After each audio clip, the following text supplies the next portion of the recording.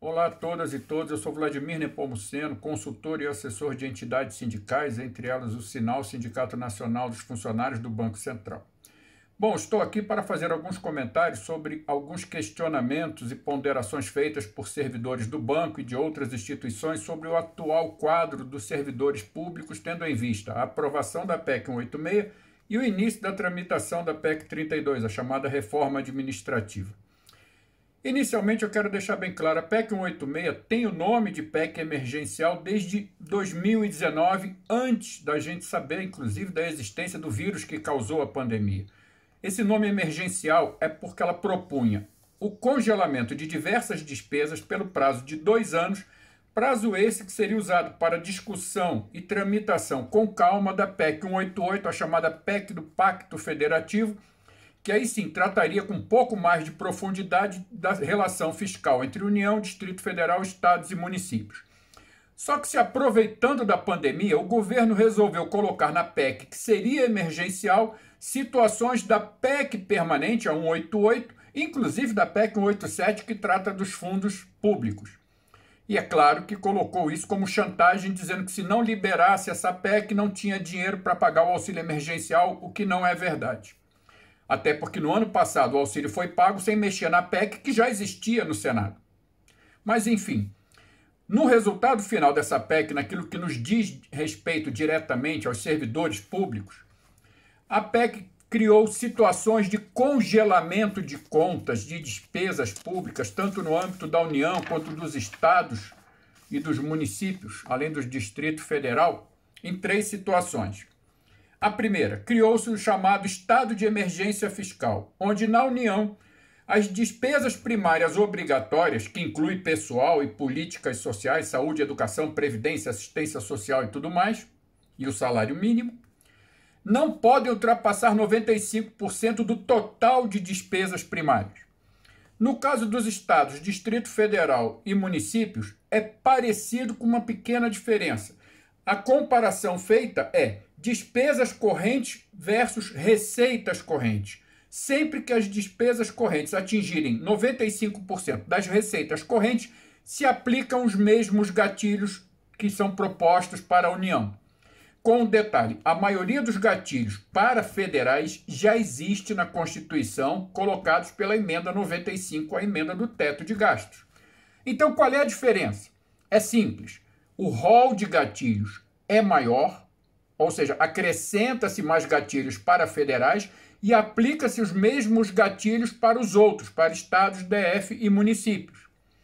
E aí, criando-se a situação de emergência fiscal, congela. Por que prazo? Pelo tempo que demorar a emergência fiscal. Se eu precisar de 1 ano para baixar de 95%, será 1 ano. Se for 2 anos, 2 anos e assim vai. Não tem um prazo definido previamente. A outra situação, que é o que o Paulo Guedes chamava de cláusula da calamidade, é a criação de uma situação em que sempre que o Congresso decretar calamidade pública de âmbito nacional, como foi o caso agora da Covid-19, se aplicam os mesmos gatilhos para a União, Estados, Distrito Federal e municípios. E o prazo, o tempo que durar a calamidade pública. Se a calamidade for curta, o prazo é curto, se a calamidade for longa, o prazo é longo. Mas uma coisa que pouca gente está considerando, que está sendo comentado, pelo menos eu pouco vejo, é um terceiro ponto criado que traz uma nova situação. Muita gente fala da dívida pública. Agora, o que muita gente não comenta é que foi incluído no texto da Constituição a sustentabilidade da dívida pública. Até aí dá para discutir. Mas o que eles colocaram foi um parágrafo dizendo que uma lei complementar a ser editada vai poder aplicar os mesmos gatilhos da calamidade e da emergência fiscal para manter a sustentabilidade da dívida. E aí, de novo, a pergunta: por que prazo? Pelo prazo que for necessário, com critérios que serão colocados nesta lei complementar, até que a sustentabilidade da dívida esteja garantida, federal, estadual, municipal ou do Distrito Federal. Ou seja, nós não temos um critério de congelamento, temos 3. E aí um esclarecimento. Muita gente está colocando, eu tenho visto em grupos de WhatsApp, nas redes sociais, que a partir da PEC 186 os salários estão congelados até 2036. Isto não é verdade, não existe isso no texto da PEC e nenhum cálculo decorrente do que for discutido na PEC gera esse resultado. Então, por que alguém fala 2036? Basta a gente lembrar, a emenda 95 do teto de gastos faz 5 anos que está valendo. Ela tem mais 15 pela frente que dá em 2036. Isso significa que estaríamos congelados até o fim da vigência da emenda constitucional do teto de gastos. Não existe isso. Como eu falei, o congelamento dura de acordo com a duração de cada uma dessas situações. Eu posso sair de uma calamidade pública e entrar numa emergência fiscal? Posso. Congelamento, o tempo das duas. O caso da sustentabilidade da dívida, pode demorar 2 anos, 3 anos, 4 anos? Pode, congela durante esse período todo. As 3 situações podem coincidir ou não, gerando períodos diferentes de congelamento. Não tem nada que diga que vai durar de agora por mais 15 anos. Ninguém, pelo menos, conseguiu mostrar isso em cálculo, como é que é, onde é que fica isso. Bem rápido, a PEC 32. 2 pontos. 1. A partir da PEC 32, o artigo 84 da Constituição passa a dizer que o presidente da República pode, por decreto, alterar coisas que só poderiam ser feitas por lei. 2 exemplos. Ele pode extinguir, criar, fundir, transformar órgãos públicos federais. E com os servidores, ele pode extinguir cargos, alterar, reorganizar e modificar as atribuições do cargo. Tudo isso foi criado por lei, não pode ser alterado por decreto. E eles querem colocar na Constituição que um decreto do presidente, sem perguntar nada ao Congresso, pode fazer isso. Minha opinião, vai dar muita briga no Poder Judiciário.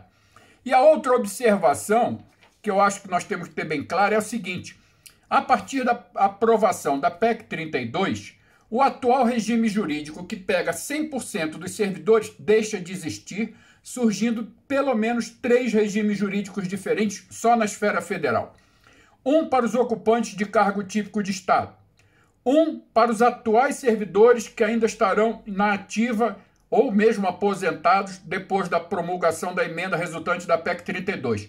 E o terceiro para os chamados cargos por prazo indeterminado, que são aqueles que irão substituir os atuais servidores à medida que necessitar de concurso, porque o quadro está diminuindo. Principal consequência para isso: os atuais aposentados perderão a paridade no momento em que o último servidor tiver aposentado, porque quem entrar não entra no mesmo cargo, entra na nova situação. E uma outra coisa: a partir de um novo regime jurídico único, novas formas de avaliação de desempenho, novas formas de desenvolvimento e novas formas de remuneração para todos os 3. Ou seja, não há quem não seja atingido.